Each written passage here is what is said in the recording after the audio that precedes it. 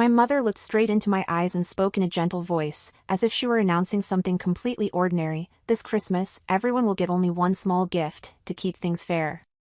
At that moment, I smiled, thinking her words made perfect sense.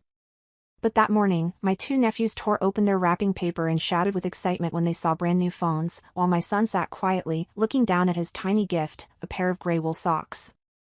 In that moment, the air in the room seemed to freeze. It wasn't because of the gift itself, but because of the silence that followed, the kind of silence that makes you realize some wounds don't come from strangers, but from the very place you call home. Welcome to Family Ashes. I'm telling this story not to complain, but to ask you something honest. What hurts more, not being loved, or having to watch your child be looked down on by your own family? If you've ever felt the way I did, stay until the end of this story. And if you believe every wound deserves to be heard, subscribe to Family Ashes, so we can share, and maybe find a bit of peace among the ashes of family. My name is Lauren Parker. I'm 36 years old, living in Portland, Oregon, a city where winter is always wrapped in mist and the rain falls softly, like breath. I work as a deputy executive director for a pharmaceutical distribution company, a demanding job but steady enough for me to raise my son without asking anyone for help. My son, Owen, is 9 years old, a quiet, gentle boy who loves drawing more than anything else. He can sit by the window for hours, sketching the shadow of a tree or the faint outline of the rain. I raise him on my own, not because that choice is easy, but because sometimes keeping peace for yourself and your child is the only choice left. My family isn't large. My mother, Elaine, a woman who always needs to be in control, my sister, Melissa, always skillful with her words and gifted at making others believe she's the fragile one who needs care, my brother-in-law, Jason, and their 13-year-old twin boys, Aiden and Noah, who've already learned how easily life gives them what they want. On the surface, we're still a normal family, we still have dinners together on holidays, still take smiling photos under bright Christmas lights. To anyone else, we probably look close, maybe even happy. But deep down, I've always felt something slightly off, a small emptiness I could never name. Maybe that's why, when the real storm hit, it didn't surprise me. It just hurt in a way I had been expecting all along. Since I was little, I understood that in our house, some things were shared equally, and some weren't. My mother, Elaine, was a woman of rules and selective affection. She could spend an entire morning baking cinnamon rolls for my sister because Melissa loved the smell, but forget that I was allergic to almonds. My sister was always loved loudly and brightly. She had her own room with pink curtains, a new lamp every school year, while I stayed in the small room at the end of the hallway, next to the storage closet, where winter always smelled of damp wood. I wasn't angry, I just learned to believe that maybe my mother loved me differently. She told me I was strong, independent, and didn't need much care. That phrase, "you're strong, you can handle it," followed me through my childhood, both a medal and a sentence. As an adult, I carried that habit with me, taking on everything alone, enduring quietly, cleaning up the pieces left behind after being forgotten.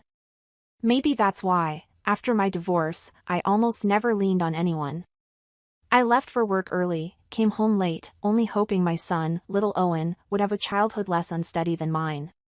I always tried to make him believe that family was something solid. But that night, I realized all my efforts might never be enough. That evening, my mother invited my sister and me over for dinner. Her kitchen was just as it had always been, the rose-embroidered curtains, the familiar dishes, the warm yellow light that made everything look softer than it really was. Melissa arrived first. She always knew how to walk into a room as if it were her own stage.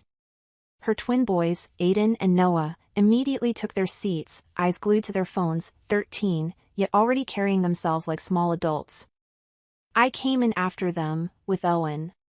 My son greeted his grandmother shyly, she patted his head absently, then turned back to her conversation with my sister. During dinner, my mother said cheerfully, "This Christmas will be simple. Everyone will just get one small gift, to keep things fair." I nodded, while my sister laughed. "In that case," she said, "I think the kids should get something practical, like new phones, for example." My mother hadn't even responded before the twins started shouting, "The new ones have better cameras and smoother games, Grandma." She smiled at them, her eyes lighting up in that particular way that only people who are about to give and have. Then she asked casually, "And what about you, Owen?" What do you want for Christmas? Owen had been sitting quietly.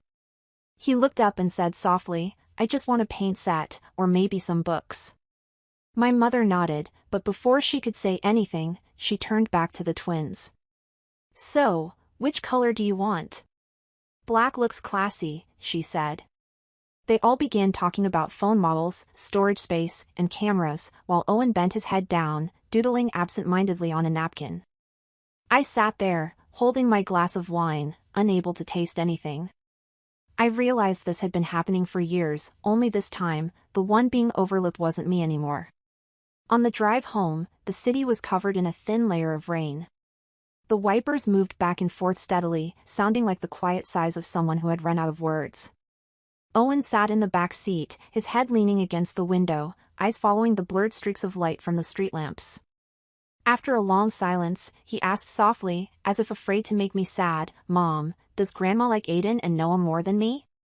I froze for a second, my chest tightening. That question, so innocent, pierced the deepest part of me. I looked in the rearview mirror and saw his reflection illuminated by the red glow of the car behind us, sad eyes, but not angry, not resentful. I pressed my lips together, trying to keep my voice steady. No, sweetheart. Grandma loves you. He nodded right away, believing it completely, the way children always believe the good things adults tell them. But as I watched him turn back toward the window, his small shoulders curling inward, I knew I had just lied. And what hurt me wasn't the lie itself, but the realization that I had heard that exact same lie from my own mother, decades ago, on another cold night just like this one. There's a truth I've never told anyone, not even those closest to me. For the past 3 years, I've been the one paying for my entire family's health insurance, my parents, my sister, and my brother-in-law. 6 people in total, including me and my son. Every month, nearly $900 is automatically deducted from my paycheck, on time, without reminders, without anyone needing to thank me. I still remember how it started. My mother mentioned that their insurance company had raised its rates, and my father was struggling with his pension. I didn't think twice before saying, I'll handle it. Maybe, at that very moment, I tied myself to a rope I didn't know how to undo. Back then, it felt natural. Children help their parents, siblings look out for one another, it sounded right. I had a good job, steady income, a busy but comfortable life. $900 a month was just a number, and the feeling of doing the right thing gave me a kind of peace. So when my mother said, "You've always been so thoughtful," I felt warm inside. I thought it was a compliment. But over time, I realized it was more like a gentle reminder wrapped in the sweet tone of gratitude.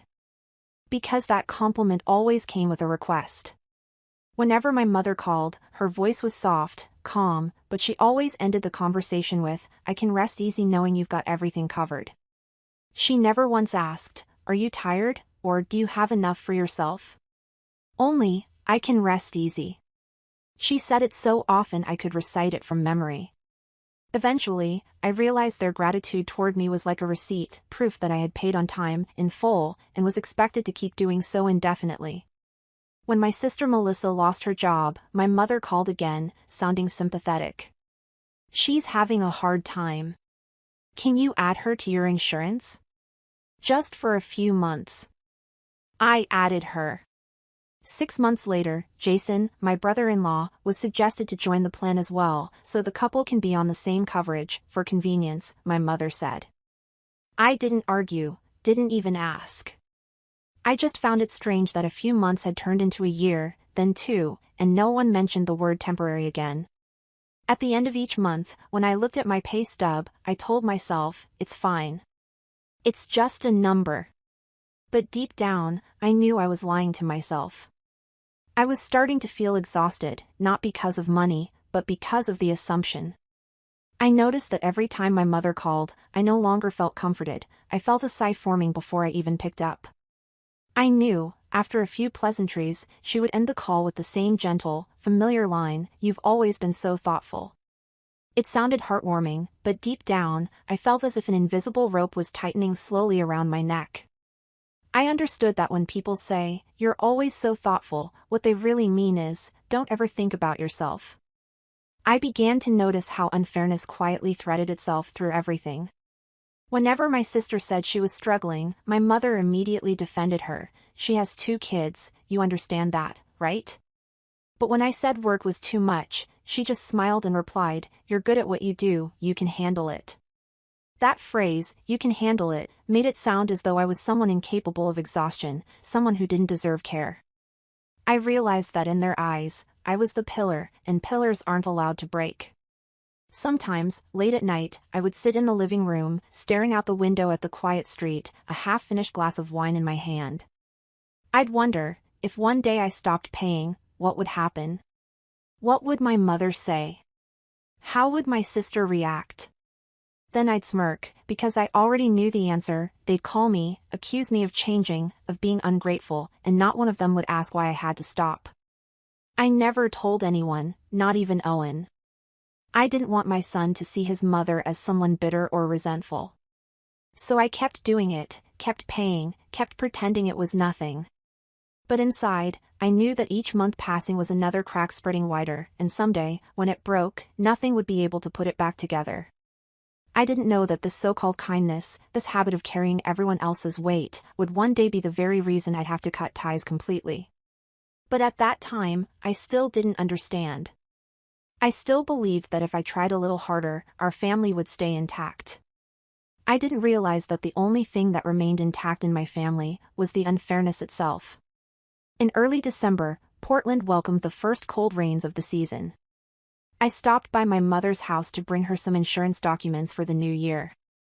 The small road leading to her old neighborhood was slick, pine needles collecting under the tires, and I found myself driving slower than usual, as if a part of me didn't really want to get there. When I walked into the house, the air smelled of baked goods and incense, that familiar scent of hers, comforting and distant at the same time. My mother was upstairs. I heard her voice calling down, "Come up, dear, I'm in the middle of wrapping gifts." I climbed the stairs and stepped into her room, a space always so neat it felt staged for visitors. On her neatly made bed lay 3 wrapped presents. 2 were large, wrapped in shimmering silver paper with bright red ribbons. The third was small and thin, with a discounted store sticker still stuck to the corner. My mother was tying the last ribbon as she spoke casually, "The small one's for Owen, something practical. Kids grow up fast, they don't need anything fancy." I walked closer, looking at the tiny gift that could fit in both my hands. The tag read, "For my dear grandchild, from Grandma." The wrapping paper was wrinkled, taped unevenly, as if it had been wrapped just to get it done. I stayed quiet for a moment, then asked, keeping my voice steady, "I thought you said everyone would get small gifts this year, to keep things fair?" She smiled, a little awkwardly. "Well, the boys are just getting phones. Everyone needs a phone these days, you know that. It's still a small, practical gift." Her words fell lightly, but something inside me stung. I looked at the 2 shining boxes, the silver wrapping reflecting light so brightly it almost hurt my eyes, and then at Owen's gift, small and frail, nearly invisible among the glitter. I asked quietly, "Mom, what's in it for Owen?" "A pair of wool socks," she said quickly, as if worried I hadn't heard, then added in a rush, "Really good ones, from a nice sporting store. They're durable and warm. I thought they'd be perfect for Owen." I unwrapped it. The smell of new wool rose up, cold, clean, and empty. Gray socks, neatly folded, nothing special. Just a pair of socks.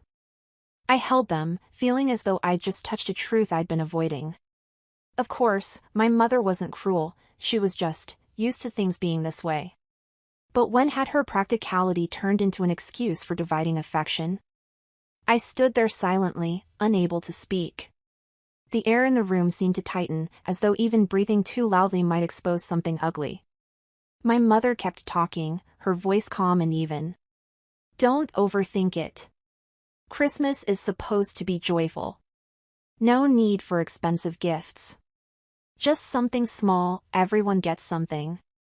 I nodded, but in my mind, old images came flooding back, the small bedroom from my childhood, the blanket handed down from my sister, my mother's voice saying, "You're strong, you can handle it." I thought I had grown used to it, but some wounds never really heal, they just start bleeding again with the slightest touch. When I walked downstairs, Owen was sitting at the dining table, a colored pencil in hand, carefully shading a drawing of his grandmother. He wanted to give it to her for Christmas and had spent several evenings perfecting the gentle smile he always imagined on her face. He looked up and smiled at me. "Look, Mom," he said, "I'm almost done. Grandma's going to love it." I smiled back, trying to hide the slight tremor in my hand. I didn't tell him that just minutes earlier, I'd seen the practical gift meant for him. I didn't tell him that, in that moment, I felt as though I had lost something I could never get back, perhaps the fragile belief that love within a family could still be fair. My son remained cheerful, still believing his grandmother would smile brightly when she opened his gift. And me, I stood in that warm, cozy house, feeling as if I just stepped into the true cold of winter, the kind that doesn't come from weather, but from people's hearts. That Christmas morning, my mother's house was full of laughter, the scent of roasted ham and cinnamon blending in the air. She liked everything to be perfect during the holidays, so the whole house glowed with lights, the tall Christmas tree sparkled to the ceiling, and carols played on repeat like clockwork. Melissa and Jason had arrived early with the twins, Aiden and Noah, both dressed in crisp new clothes. I came later, with Owen. He held his drawing carefully, the one he had spent weeks finishing just for his grandmother. "Oh, everyone's here," my mother exclaimed, her voice cheerful, her face bright. She hugged the twins tightly, kissing their foreheads, then turned to look at Owen. Her hand rested briefly on his shoulder, so quick it felt like a polite gesture more than affection. "Say hi to Grandma," I whispered. Owen smiled, greeted her politely, then went to place his drawing under the tree, next to the pile of colorful gifts. After lunch, everyone gathered around the tree. My mother held a list and began handing out presents, the air bursting with the sound of children's excitement. "This one's for Aiden, and this one's for Noah." 2 large boxes were handed out at the same time, her eyes full of pride. The boys nearly tore the paper apart, the glossy wrapping crinkling as it hit the floor. "Oh my gosh!" Aiden shouted, "It's a new phone." Noah held his up, grinning wide. "The newest iPhone." The room filled with noise, laughter, chatter, the hum of approval. My sister said, "Mom, you spoil them too much," but her voice carried pride, not reproach. I sat still. My heartbeat slowed as I stared at the shining devices in their hands, reflecting the glow of the Christmas tree. Owen sat beside me, his face lighting up with excitement for a brief second before he turned toward my mother as she picked up the smallest gift. "And this," she said softly, "is for Owen." He took the package with both hands, holding it carefully, afraid to tear it.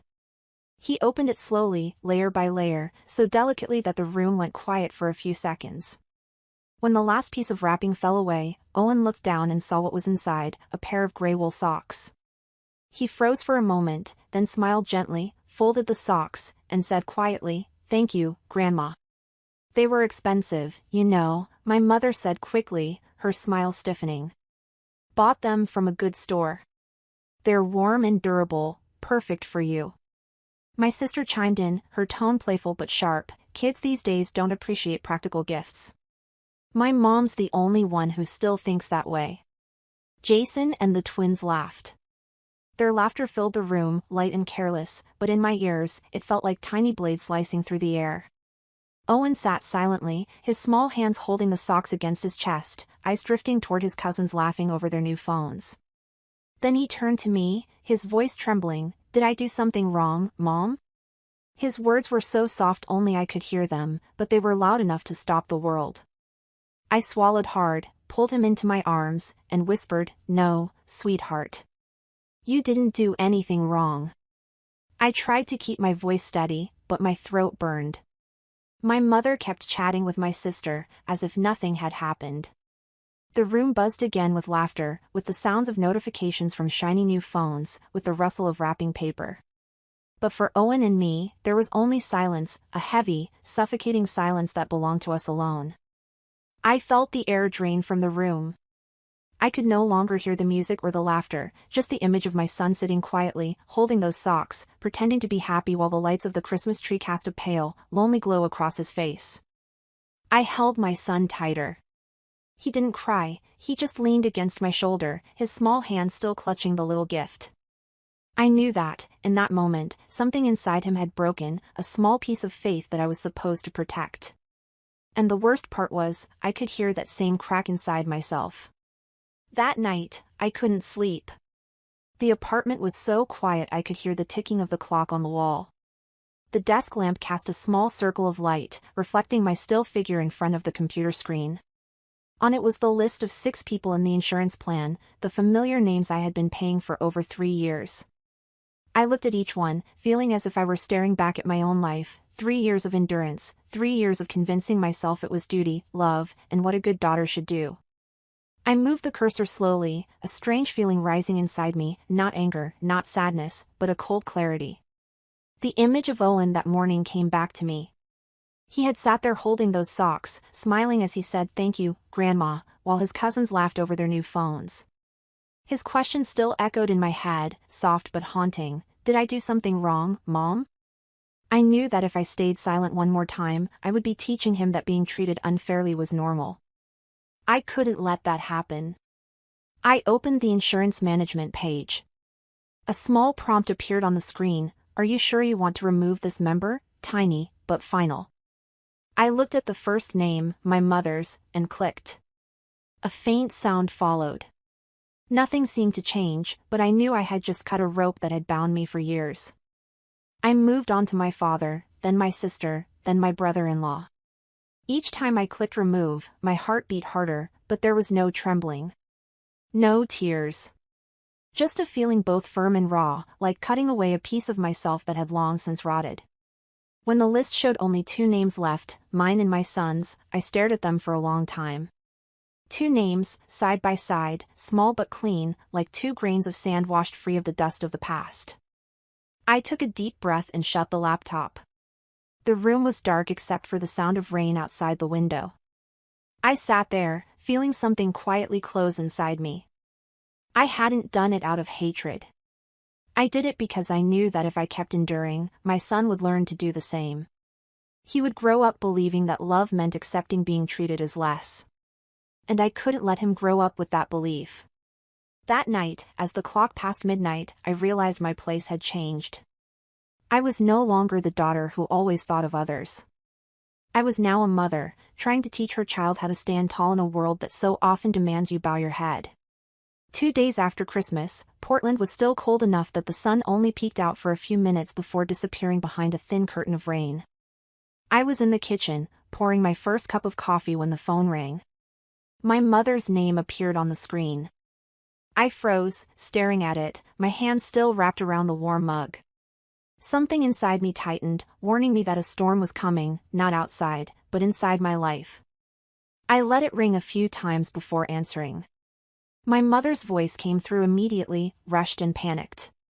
"Lauren, the insurance has been canceled. Call the company, check what's going on, they must have made a mistake. Your father got a notice this morning saying it expired on January 1st. How could this happen?" I leaned back in my chair, took a slow sip of coffee, the bitterness spreading across my tongue. "There's no mistake, Mom," I said evenly, my voice calm enough to surprise even myself. "I canceled it." There was a pause on the other end. I could picture her face, eyes wide, lips trembling, hand gripping the phone tight. Then her voice rose, sharp and shaking. "What did you say? You canceled the whole family's insurance? You can't do that. Your father still has doctor's appointments. I need my prescriptions. Melissa and Jason are relying on that plan. You can't abandon your parents like this, we're family." I took a deep breath, steadying myself. The word family echoed in my head, cutting deep like an old wound reopened. I set the cup down and looked out the window, the rain was falling harder now. "Family," I repeated softly. "Yes, we are family. The same family that watched my son sit there holding a pair of socks while his cousins screamed with joy over new phones. The same family that made him turn to his mother and ask, 'Did I do something wrong?' My mother cut me off, her voice rising, trembling somewhere between fear and anger. "You're being ridiculous, Lauren. They're just gifts. How can you blow something so small out of proportion? Everyone has their own way of showing love." Don't turn something minor into a war. I let out a small laugh, tired more than bitter. No, Mom. It's not about gifts. It's a message. Do you know what you taught Owen when you gave his cousins new phones and handed him a pair of socks? You taught him that love has ranks. That some children are seen as worthy of big things, while others should just be grateful for whatever they get. I can't let him grow up believing that. I heard the sharp scrape of a chair from her end, then her voice again, more desperate now, heavier. You've changed, Lauren. You've become cold, selfish. You've forgotten who you are. You're my daughter. I didn't raise you to be hateful. My hand tightened around the phone, slick with sweat. No, Mom, I said slowly, you didn't teach me to hate. You taught me to endure. You taught me to stay silent. You taught me to believe I always had to carry the weight, because if I didn't, someone would be disappointed. That's how you raised me. But I won't let Owen learn that. I won't let my son grow up thinking silence is how you survive unfairness. There was silence on the other end. I could hear her breathing, heavy, uneven, maybe trying to hold back tears or anger. You sound so cruel, she said finally, her voice low but shaking. I only did what any mother would do, try to keep her children happy. I closed my eyes, drew in a long breath, then said, if that's happiness, Mom, why does it make people feel invisible? Why does your love make my son feel guilty for being who he is? If that's the price of happiness, I don't want it anymore. She started to cry, sharp, uneven sobs, as if she couldn't believe what was happening. You can't do this to your parents. We're blood, Lauren. You can't just abandon your family. I watched a drop of coffee fall onto the table, spreading into a dark stain. My voice came out slow, steady, not shouting, not trembling. I'm not abandoning the family, Mom. The family abandoned me and my son a long time ago. I'm just done pretending it didn't happen. There was no response. Only the sound of her breathing, fast and shallow, before the call went dead. I set the phone down and looked outside. The rain was still falling, but the sky seemed a little brighter. I sat there for a long time, not crying, not angry, just feeling a strange, quiet relief. Because for the first time in my life, I hadn't said, yes, Mom. I had told the truth. And that truth, cold and painful as it was the only thing that made me feel alive. I knew she wouldn't stay silent for long, and I also knew exactly who would call next. Sure enough, less than a day after that conversation, my phone lit up with a familiar name, Melissa. I stared at it for a moment, the way you might watch a storm forming offshore. I knew that if I picked up, it would all come crashing down. But I did anyway. Her voice came through instantly, sharp and furious, without a greeting or pause. Are you out of your mind, Lauren? I just got the letter from the insurance company. The new premiums are double, and now I have to pay for everyone myself. What the hell were you thinking? Every word hit like a blade, sharp and deliberate. I leaned back in my chair, keeping my tone calm. I did what I should have done 3 years ago. Oh my God, you're so selfish. You know my situation, she almost screamed. You think I can afford over $1,000 a month? I've got 2 kids to raise. You're putting us in an impossible position. I pressed my lips together and looked out the window. It had started raining again. You managed to buy 2 brand new phones for them, I said quietly, but firmly. I'm sure you'll figure it out. There was a brief silence, the kind that stretches when someone is trying to find words sharp enough to cut back. Then, as I expected, she exploded, her voice dripping with contempt. You're just jealous. Jealous because you don't have a husband, because you don't have anyone. So you want everyone else to be miserable too. You act so righteous, but you just want to prove you're better than us. I closed my eyes and let her rage spill out.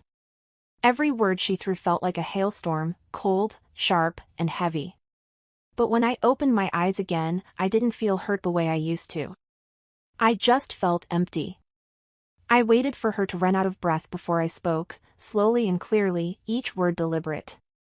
Maybe you're right, I said. Maybe I am jealous because I don't have a husband. But at least I don't teach my child to look down on others. I don't teach him that some people deserve love more just because they have something we don't. There was silence. I could hear her breathing hard, then the sound of a chair scraping as if she had just stood up. You always think you're so noble, don't you, Lauren? Always the victim, the martyr. But really, you're just small and bitter. I smiled, a sad smile, not an angry one. No, you're wrong. I used to be the one who sacrificed. Now I'm just someone who's tired. I heard her take a deep breath, then the sharp slam of the phone hanging up.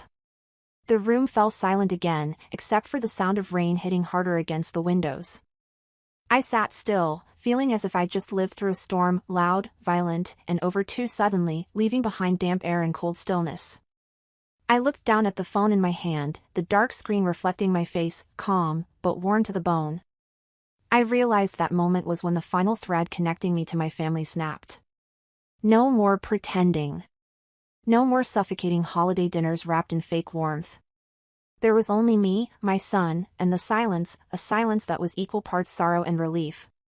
That February, Portland was wrapped in a cold, gray sadness so heavy that it made you want to pull the blanket over your head and forget the world.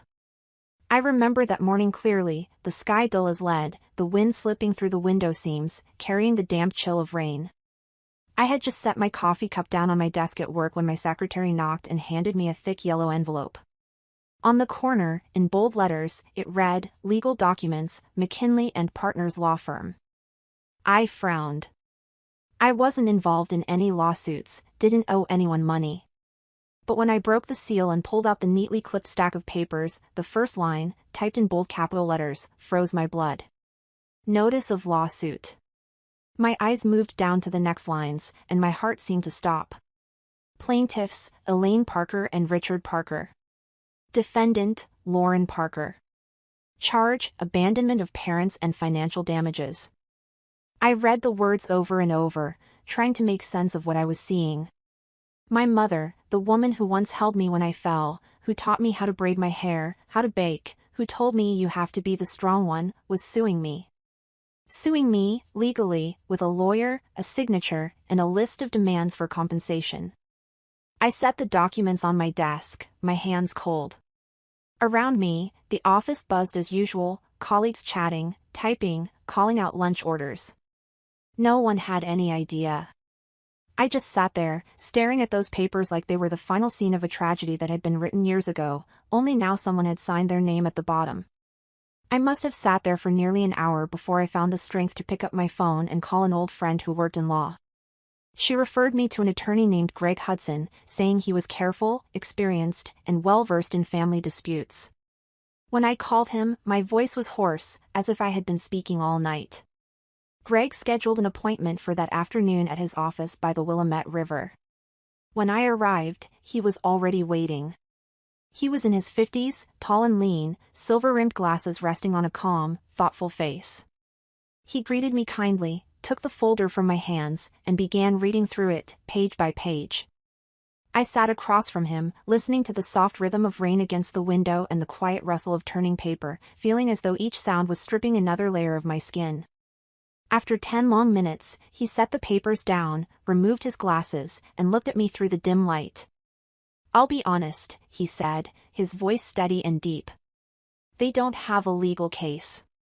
In the United States, there's no law requiring adult children to provide health insurance for their parents unless a binding agreement exists. You have no legal obligation. If everything you've told me is accurate, they'll lose." I nodded, managing a faint smile. "I understand. But you know what, Mr. Hudson? Winning or losing doesn't really matter to me anymore." He tilted his head. "What do you mean by that?" I looked out the window. The rain had grown heavier, wind whipping against the glass with a long, low howl. "Because inside, I've already lost. I lost the day I watched my son sit there holding those socks while my mother smiled at my nephews showing off their new phones. That's when I realized I didn't have a family anymore, not really. Greg said nothing. He simply nodded, a faint sadness crossing his face. I could tell he had heard too many stories like mine, people dragged into battle against their own blood. But I didn't want his pity. I hadn't come to complain. I came to finish the process that someone else had forced me to begin. After leaving his office, I walked along the street by the river. The rain had eased to a drizzle, pooling in wide puddles along the curb. I didn't open my umbrella, I let the cold drops hit my face. I thought about my mother, how she'd said, "We're family," before picking up a pen to sign her name on the lawsuit against her daughter. I thought about my father, who had never once dared to speak up. And my sister, probably sitting at home, listening to my mother retell the story as if I were the villain in it. When I got home, Owen was asleep. His unfinished drawing still lay on the table. I sat beside him, looking at those innocent pencil strokes, simple, but mature in a way that broke my heart. In the picture, he had drawn the two of us standing in the rain, holding hands, just the two of us in an empty street. Behind us were houses with no windows, no people, just gray. I stared at that drawing for a long time. It was so simple it hurt, and yet so true it made my throat tighten.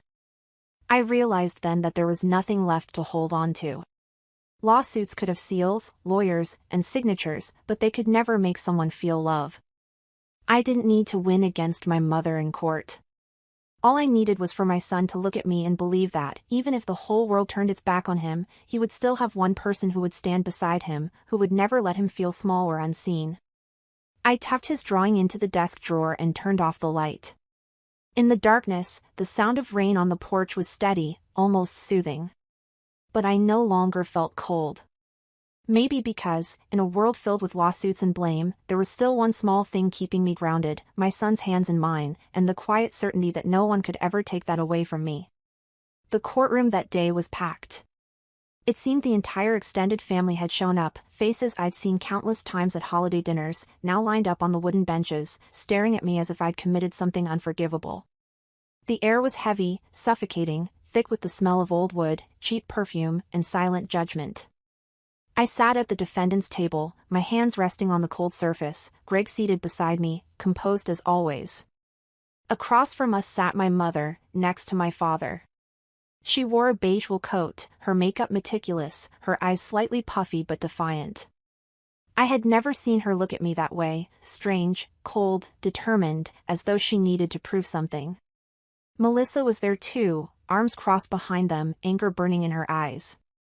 When the hearing began, the opposing lawyer, a middle-aged man with a loud, confident voice, stood and spoke about moral duty, about a child's obligation to their parents, about the emotional and financial distress the Parkers suffered because of their daughter's sudden actions. He called me unfeeling, ungrateful, and vindictive. I listened to every word, not angry, just tired. Then it was Greg's turn. He stood, his voice calm and precise. "Your Honor, there is no legal statute that requires an adult child to provide health insurance for their parents, unless a written agreement exists. My client, Ms. Lauren Parker, voluntarily paid nearly $900 a month for 3 years, entirely from her own income. No one asked her to. No one forced her to. And when she chose to stop, that was not abandonment, it was simply the end of a voluntary act of generosity." The judge, a man in his 60s with silver hair and a gravelly voice, looked at me. "Ms. Parker," he said, "is there anything you'd like to say before the court makes its decision?" I stood. The room went completely still. I looked around, saw my mother turn away, my father lower his head, and Melissa sit up straighter, her lips pressed tight. I took a deep breath, and then I spoke, not loudly, but clearly enough that every word carried across the silence. For 3 years, I paid nearly $900 every month for my family's health insurance, for my parents, my sister, and my brother-in-law. I did it not out of obligation, but because I believed it was the right thing to do, a way to show love. I never thought I'd have to stand in a courtroom to explain why I stopped. But last Christmas morning, when my son opened his grandmother's gift, a pair of wool socks, and looked over at his cousins showing off their new phones, I realized something. Some gifts wake you up forever. And I woke up. I woke up from the illusion that love always means fairness. I woke up from the belief that silence keeps peace. I didn't do this to get revenge. I did it because I don't want my son growing up thinking that love means you have to suffer to deserve it. No one spoke. Every sound seemed to dissolve into the air. I saw the judge look at me for a long moment, then give a slow nod, as if he understood something that needed no explanation. He turned to the opposing attorney. Do you have any documents proving that the defendant has a legal obligation to the plaintiffs? The lawyer shuffled his papers, his voice faltering. No, Your Honor, but in terms of moral duty. The judge cut him off, his voice calm but firm. This court does not rule on morality, only on the law. By law, Ms. Parker has no such obligation. The case is dismissed. The gavel struck the desk, its dry, decisive sound echoing through the room. My mother shot to her feet, lips trembling as though she wanted to speak but couldn't. My father gently took her hand, signaling her to stay quiet. Melissa turned away, her eyes full of fury. I stood still, one hand resting lightly on the table. There was no joy in me, only a strange, hollow silence, as if I had just stepped through a door and found no one waiting on the other side. As the crowd began to leave, Greg leaned toward me and said softly, "You did well. You didn't just win the case, you stood up for yourself." I nodded, offering a small smile. "Thank you," I said quietly. "But I don't feel happy. I just feel light." When I stepped outside, the cold air hit my face, but I could breathe more easily than I had in years. I looked up at the gray Portland sky, where the drizzle still fell lightly. I knew that from this day on, my life would never be the same. I was no longer the one who endured everything. No longer the one who stayed silent just to be loved. I was someone who had finally stood up to protect herself, and that, to me, was victory enough. After the trial, everything settled faster than I expected. There were no more angry calls, no more accusing emails, no one showing up at my door. It was as if, after the sound of the judge's gavel, everyone decided to retreat into their own silence. But silence has its own sound, the sound of consequence, of people forced to pay the price for what they once took for granted. My family began to feel it. The insurance company sent new quotes, triple the cost of the plan I used to pay for. I heard from distant relatives that my mother cried when she saw the bill, and my sister had to sell her newly bought SUV to cover the first few months. People said that after the lawsuit, my mother stopped hosting family gatherings, stopped inviting anyone over on weekends. Perhaps she realized that the story of the socks and the phones had spread farther than she imagined. Her reputation, the proud title of the selfless mother, had peeled away like chipped paint. I didn't feel triumphant. On the contrary, every time I heard such news, my heart grew heavy. I had never wanted to see my mother humiliated, or my sister struggling. I only wanted them to understand that what they considered normal, favoritism, manipulation, taking advantage, were not harmless habits, but small, constant cuts into someone else's heart. But maybe people only understand once they start to bleed themselves. Time passed. My work flourished. I was promoted, my salary rose, and most importantly, I no longer sighed every month when looking at my pay stub. In the mornings, I could take Owen to school without rushing. In the evenings, we had dinner together, then spent quiet hours in the living room. He drew, I read. Those peaceful nights might have seemed ordinary, but to me, they were a luxury I hadn't known in years. Owen changed too. He laughed more, his voice sounded brighter, and his eyes no longer clouded over at the mention of his grandmother. He began to rediscover simple joys, drinking hot cocoa in the morning, painting at the kitchen table in the afternoons, running to greet me at the door every evening after work. One late winter afternoon, I came home to find him running toward me, his face glowing with excitement. "Mom, I drew something for you," he said, holding out a sheet of paper that still smelled of fresh paint. I looked down and saw the two of us, painted in soft strokes, standing hand in hand in a snowy field. In each of our hands was a pair of gray socks. Behind us, snowflakes shimmered in the air, glowing faintly as they fell. "What's this, sweetheart?" I asked, my voice catching a little. Owen looked up at me, his eyes bright and innocent in a way that made my heart ache. "It's our story, Mom," he said, softly. "The story about my socks, and you." I don't know when I leaned down to hug my son. I could hear his small heartbeat thudding steadily in his chest, the warmth spreading through me, softening the scars the past year had left behind. I whispered, "Yes, this is our story, and it's one I'll never forget. I still keep those socks. They lie folded neatly in a drawer, not as a reminder of unfairness, but of the truth that some lessons come with a heavy price. Yet once you've paid it, you finally become free. Whenever I look at those socks now, they no longer hurt. I only see the image of a little boy holding his painting in the snow, smiling at me, the smile of someone who never needed anything more than genuine love. And I know I did the right thing. Because, in the end, I taught my son what it took me half a lifetime to learn, that real love isn't measured by what someone gives you, but by whether they respect you. A year later, winter blanketed Portland again. I took a few days off and brought Owen to a small cabin tucked on the slopes of Mount Hood. The mountain road was narrow, flanked by tall, silent pines, and snowflakes drifted softly against the windshield like tiny sparks of light.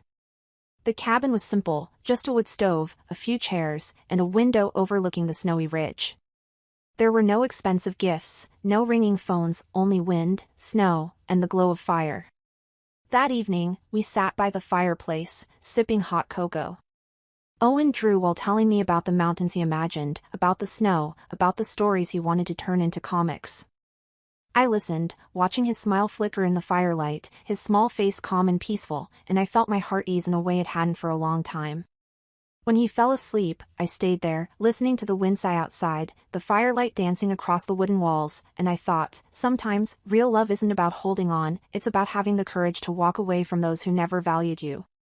Before going to bed, I opened my suitcase and took out a small box. Inside was the pair of gray wool socks, the gift from that Christmas long ago. I've kept them all this time, not out of bitterness, but as a reminder that sometimes the smallest things become life's greatest turning points. Those socks changed my path. They made me stop, look back, and choose a direction I once lacked the courage to take. Because of them, I stood up, not to fight anyone, but to protect what mattered most, my son, and my own self-respect. Outside, the snow kept falling, blanketing the forest in a quiet white stillness.